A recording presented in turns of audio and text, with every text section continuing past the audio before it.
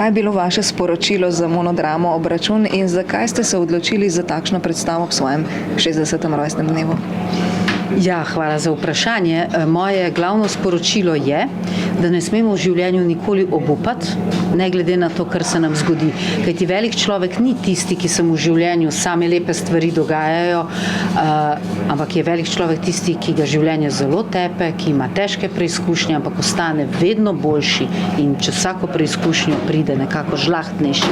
To je moje glavno sporočilo. Odločila sem se pa za to predstavo zato, ker je nemogoče po 10 letih politike stopiti na oder in igrati neko vlogo. Vemo, da je Slovenija majhna in ljudje se zelo navežejo na neko podobo, ki jo mediji ustvarijo o tebi ali pa kar počneš, potem te enačijo s tem. Ker sem bila voditeljica kviza Najšibkejši člen, so itak vsi mislijo, da sem neka stroga, intelektualna baba, ne? In rich intellectual bitch, bom rekla tako, kot je v originalu. Sem bila daleč od tega, ne? Ampak ljudje so tako prepričani, da je to, kar vidijo, tudi res, da je zelo težko potem priti na oder in reči, ne vem, jaz sem pa Ofelija, ma nisi, ne? In edino, kar sem lahko naredila, je bilo to, da stopim pred njih z resnico in rečem, lejte, to sem jaz, Violeta Tomić, če me želite spoznati, imate danes priložnost za to. Kakšen je bil odziv publike po premieri? Konec koncev so dolgo čakali, da so vas spet videli na odru. Ja, jaz sem bila totalno presenečena, mislim, pozitivno presenečena, ker na teh mojih predstavah Obračun, ki traja 2 uri, ne, se ne moreš celo življenje opisati v, ne vem, 45 minutah, so ljudje začarani. Z mano jokajo, se smejo in na koncu imam stoječe ovacije. To se je zgodilo do zdaj vsakič. In to je nekaj tako čudovitega, no, da me vsakič znova kar gane. Kakšen pa je bil proces ustvarjanja monodrame in kako ste izbrali vse vključene dokaze in slikovni material, video material ste to dodali? Ja, ko sem šla ven iz politike, sem bila zelo na tleh, priznam.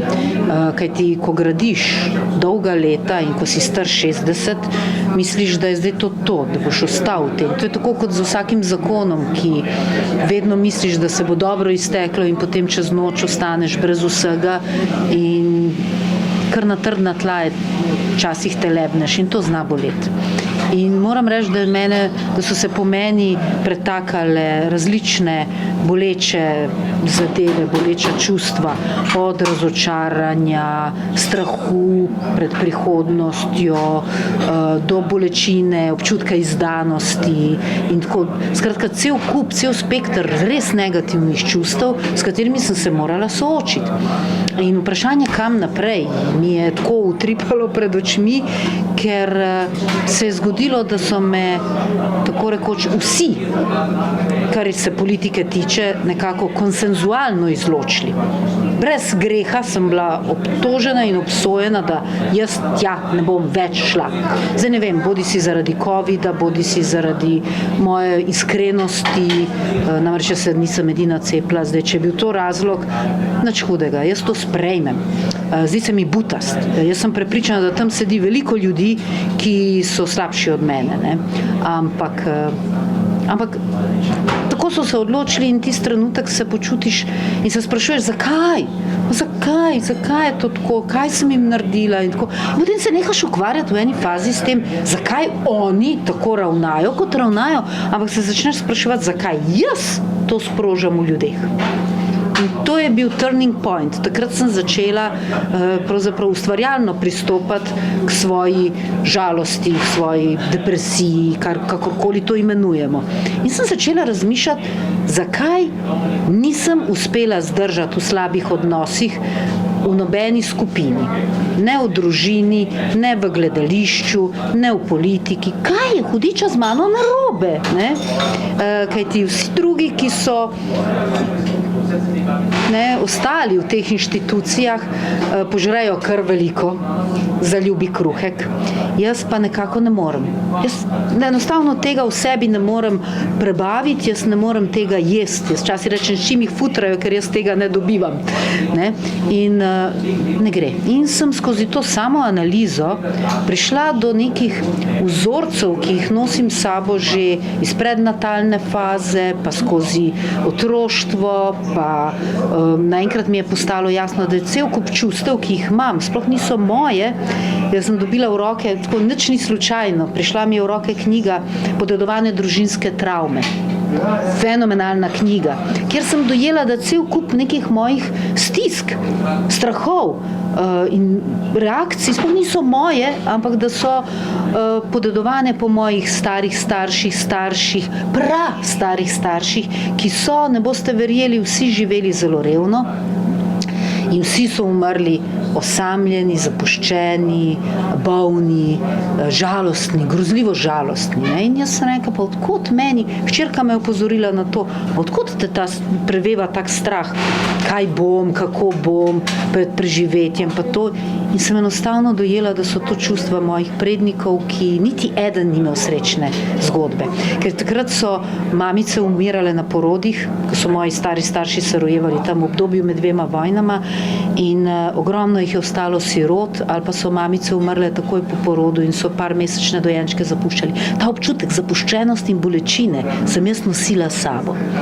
In zelo težko razumejo to ljudje, ki so živeli neka normalna življenja. Pač moje je ekscesno težavno bilo skozi generacije nazaj. In zato me nekateri prav čudno gledajo, nekateri me pa zanimivo začutijo kot osebo, ki lahko ogromno pove, ogromno nauči. In sem se odločila, da bom šla v analizo sebe. In zdaj je zanimivo, da v predstavi, ko analiziram sebe, vsi najdejo vsak svojo zgodbo. Jaz enostavno pridem tja in rečem, glejte, to sem jaz. In spoznala sem to pa to o sebi, če me želite spoznati, ker najrajši sodijo o ljudeh tisti ljudje, ki jih nikoli niso te srečali, ker ne vejo ničesar. In to je, mislim, da rak rana naše družbe. Da se ljudje zelo hitro pustijo našuntati proti nekomu ali pa za nekaj, za nekoga in potem grejo vsi popolnoma podivjano in noro za eno stvar, za katero pa oni borijo se in bodo zmagali. Nihče pa ne razmišlja. Nihče ne, kot pravijo Indijanci, ne sodi človeka, če ne hodiš v njegovih mokasinih vsaj eno leto. Tega v Sloveniji ni. Da bi vsak rekel, Bog ve, zakaj je tako, ne? Ali pa da postavi kakšno podvprašanje, pa da kaj več zve.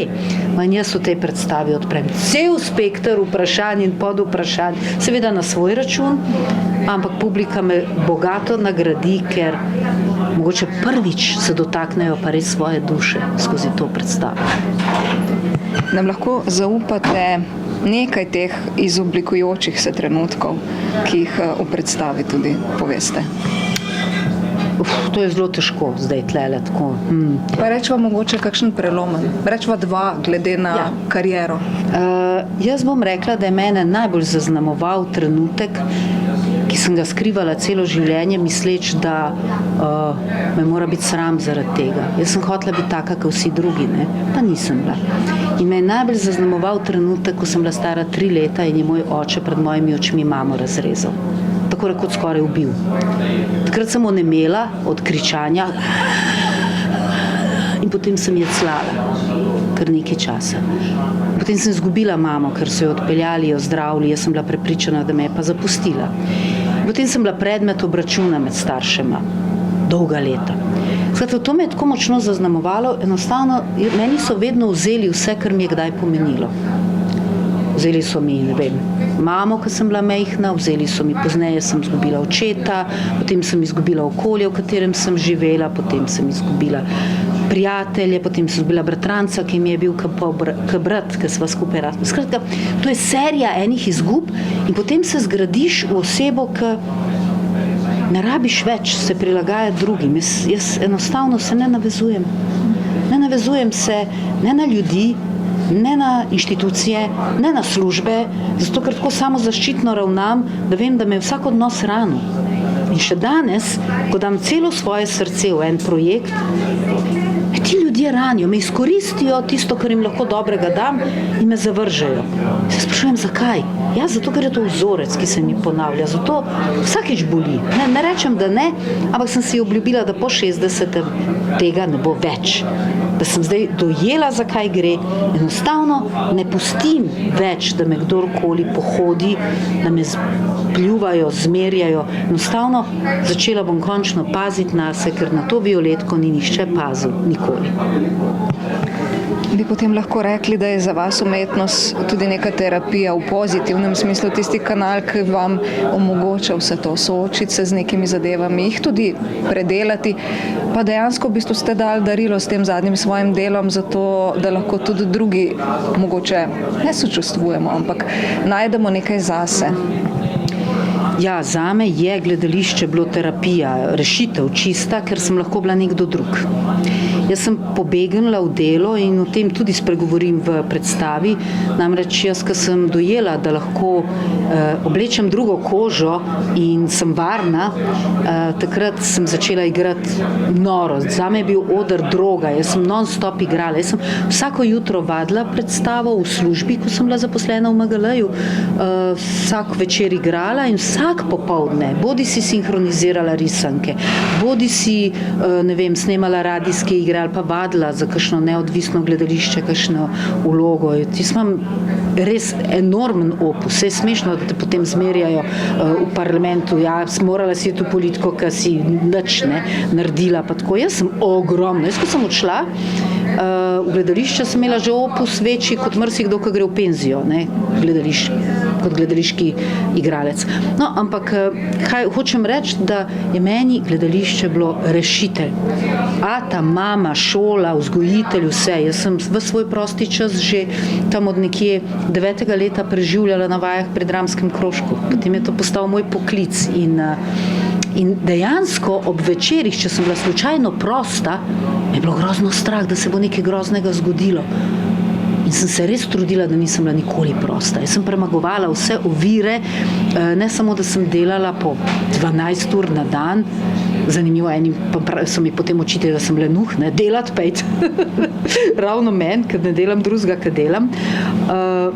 Ampak non-stop, celo se mi je dogajalo, da sem imela 2 predstavi istočasno v 2 različnih gledališčih, si to predstavljate. To sem premagala vse časovne in fizikalne zakone. Namreč enkrat sem igrala predstavo v MGL in v operi hkrati. In ker nisem hotela nič odpovedati, ker sem jaz tako vse morala speljati, ne, sem pogruntala, da začnem prvo dejanje v MGL-ju, ampak da sem pol 2 dejanji frej, da lahko hitro skočim v opero, odigrati svoj prizor in pretečem nazaj, končati predstavo in poklon v službi imeti. Mislim, to je bil tak stres zame, ki ga ne bi ponavljala, ampak sem ga speljala. Mislim, glede na masko in kostume, kako? Masko sem naredila tako, da je bila vmes nekje, da je bila za oboje. Ja, kostum je bil pa odpet že v zadnjem prizoru in potem sem tekla, ko so me slačili. Tako zelo, zelo stresno in smešno mi je, da ko gledam, da ljudje vedno sodijo po sebi. Tisti, ki je, ne vem, karierist, bo rekel, oni so karieristi, tisti, ki je materialist, bo rekel, oni so materialisti, lenuh bo pa sposod lenuhe videl, ne. In mi je tako smešno, da mi te etikete lepijo, ne, ob tem, da dejansko ničesar o meni ne vejo. In je izziv zame dejansko, da jim povem, kdo sem, ker si to upam. In mislim, da bi več ljudi moralo odložiti masko in stopiti do sočloveka tako nezaščiteno, golo, in reči, to sem jaz, kdo si pa ti. Zdaj, pri predstavi Obračun bomo vsak, ki jo bo gledal, bo vzel nekaj svojega subjektivnega zornega kota. Ampak kaj bi si pa vi želeli, da odnesejo? Jaz si želim, da gre skozi ta proces 2-urni vsak z mano in to, kar se v bistvu že dogaja, ker jaz govorim o svojem očetu, čisto vsak v dvorani vidi svojega očeta. Jaz govorim o svoji mami, vsak vidi svojo mamo.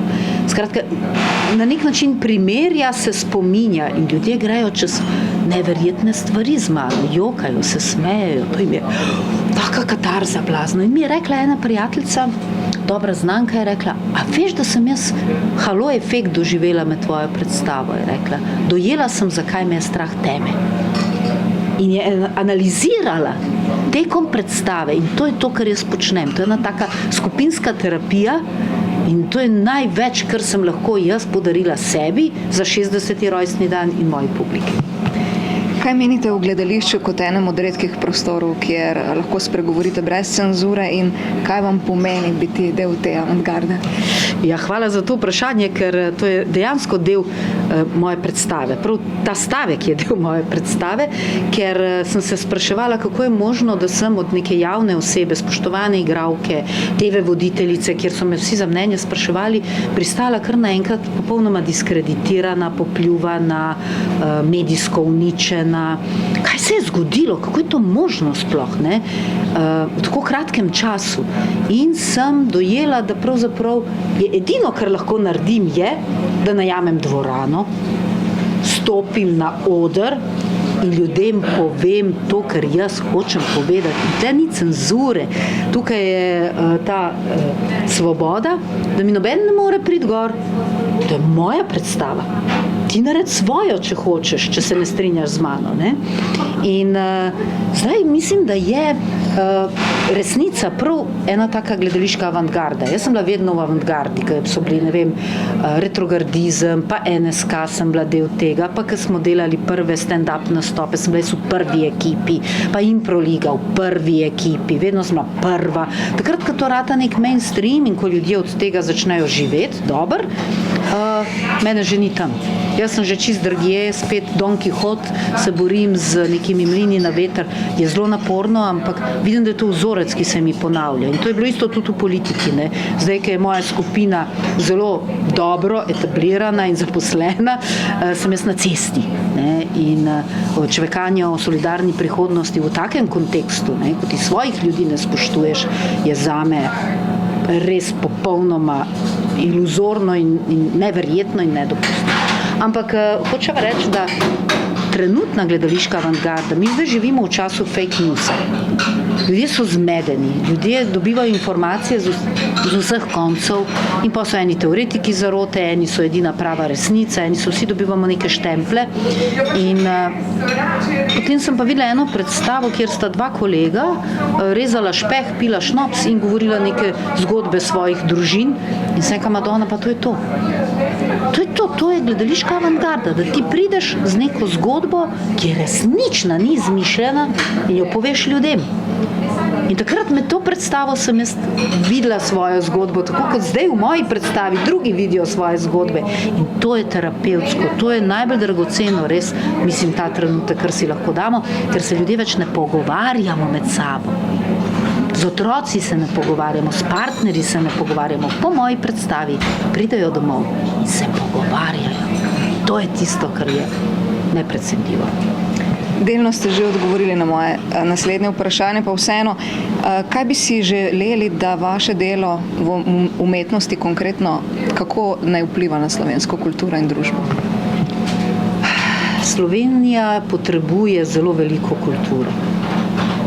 Kulture dialoga, kulture sprejemanja, kulture razumevanja različnosti. In jaz sem bila tako večkrat stigmatizirana in na križ pribita ravno zaradi mojih načelnih stališč, ki so načelna, nikoli žaljiva, nikoli izven nekega, bom rekla, tudi intelektualnega kroga, kajti jaz sem vedno v politiki bila zelo, zelo dobro pripravljena in vedno sem vedela, o čem govorim. In ker stojim za tem, kar govorim, sem tudi zelo neomajna pri teh stvareh, ki sem jih videla, spoznala, izkusila in se tudi za njih borim. To je naloga politike, to je naloga političarja, ne? Ali pa političarke.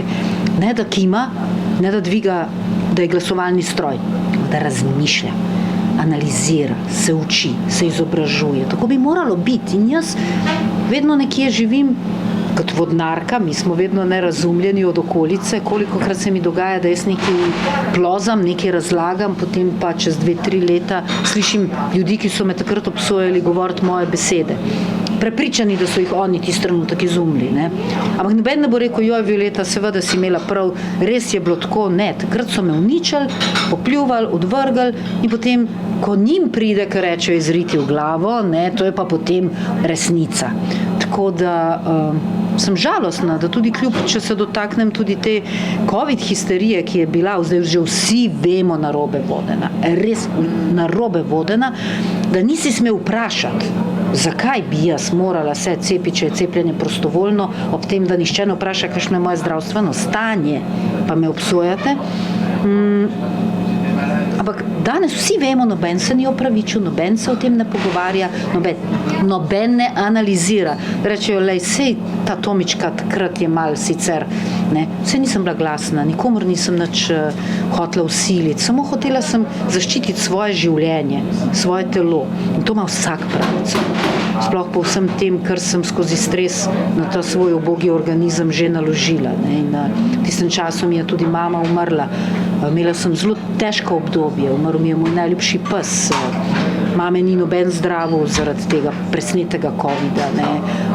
Bi lahko bila še vedno med nami. Tako da cel kup enih zelo, zelo težkih in bolečih stvari in noben, pa srečuješ, pa hodiš po cesti ali pa hodiš v službo, noben ni bil človek, da poudarim, nišče ni bil toliko človek, da bi me vprašal, Violeta, zakaj? Zakaj ti malo drugače funkcioniraš ta trenutek kot mi? Pa bi vsakemu povedala, ker jaz sem zelo odprt človek, jaz nič ne skrivam, kar dokazuje tudi moja predstava obračun. Nišče, oni so imeli svoje sodbe.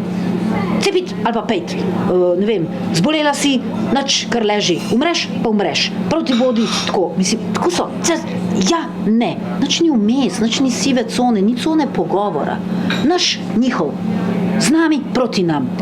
To je polarizirana družba, ki nas bo pripeljala, kot zdaj vidimo, celo do uničenja planeta. Jaz sem govorila kot špicen kandidat, se je patetično govor, da sem kandidirala na mesto von der Leyenove, to so naši zelo uspešno skrivali, ne. Zanimivo, imela sem 8 let profesionalni PR, ki se je zelo trudil, da se o meni ni slišalo, predvsem nič dobrega. Zdaj, ko sem na svobodi, imam dosti več medijske pozornosti, ker sem sama svoj PR, ampak hočem reči, jasno je bilo, da me bodo zmleli tamle v Bruslu, ker sem jasno povedala, da sem proti vojni, proti oboroževanju, ker sem jasno povedala tudi, da je absurdno govoriti o ločevanju odpadkov in ogljičnem odtisu, če smo v oboroževalni tekmi, ko imamo že ta trenutek toliko nuklearnega orožja, da 10 zemeljskih krogel uničimo. Če hočemo biti civilizacija, ki bo preživela, moramo se začeti pogovarjati. Diplomacija. To je zdaj mrtvo, pozno. Ne? To je že pred 4 leti bilo vse pripravljeno. Ne? Tako da mene so se suli na obveznem cepljenju, po katerem so se me odrekli vsi. Druga stvar pa seveda ta vojna, ki se je potem razplamtela, je 4 leta predtem bila že zelo lepo pripravljena in seveda gospa von der Leyen, ki ima moža v farmacevtskih lobijih zelo visoko in jo zdaj KPK preiskuje evropski, zraven je bila pa nemška ministrica za obrambo in je tudi z orožarskimi lobiji zelo dobro zlizana. Jasno, da bo ona, ne pa ena Violeta, ki bi jim postavljala zelo neprijetna vprašanja, ne, in bi se verjetno odločala drugače, bolj za ljudi in ne za korporacije. Ampak to je bila moja napaka, največja politična napaka, če ji lahko rečemo. Ampak jaz sem tako srečna, da sem taka, kot sem in da sem stala za tem. Jaz ne bi mogla živeti s tem, da bi prodala svoje prepričanja in ljudi, ki jih imam rada, zato da bi zdaj imela dobro plačano službo. Jaz ne rabim. Jaz živim od prodane karte, sem prekarka pri 60-ih. To povem s ponosom.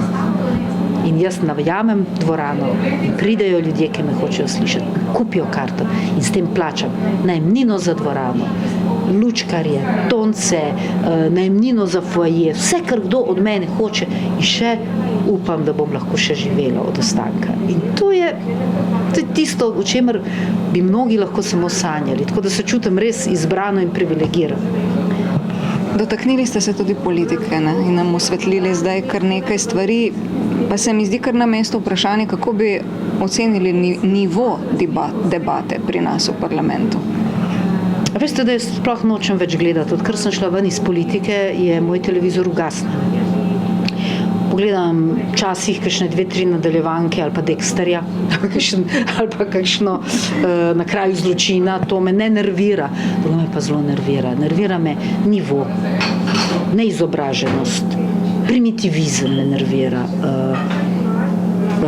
laži me nervirajo in manipulacije me zelo nervirajo. In ker nimam možnosti sedeti tam in reči, halo, čakajte malo, proceduralno, tole je pa čista laž, ne morem samo enostransko dobivati te udarce, to blato, te smeti, ki jih vsak dan zlivajo v ljudi. Nočem tega. In zato so se tudi levi in desni odločili, da takih, ki sem jaz ne rabijo. Jaz sem čisto srečna, še vedno sem to, kar sem bila. Mislim, da se nisem spremenila prav nič. Ne glede, in to bodo vsi potrdili, ki me poznajo, ne glede na to, a mi gre dobro ali slabo, ostajam jaz. In to je nekaj, kar mi nihče ne more vzeti, dokler bom dihala, bom jaz še vedno jaz. Zdaj, obe sva že toliko časa na svetu, da veva, da ni nikoli dobro reči, nikoli ne bom več. Bi se kdaj vrnili v politiko? Tako kot ste rekli, nikoli ne reci nikoli. In jaz na nobenem področju še nisem rekla zadnje besede. Potem pa končno vprašanje. Kaj načrtujete v prihodnosti? Ne bova v politiki, ampak zdaj kot umetnica. In bova potem povedali tudi datume, kdaj in kje vas lahko vidijo. No, jaz mislim, da je ta predstava zdaj doživela premiero, veliko zanimanje med ljudmi vlada, zdaj jo želim igrati. Kar ne smem pozabiti povedati je, da sem najbolj počaščena in srečna bila, ko je ogromno umetnikov brez kakršnega koli vprašanja pristopilo k meni, ker sem jih prosila za pomoč. Jaz sem predstavo naredila tako iz nič.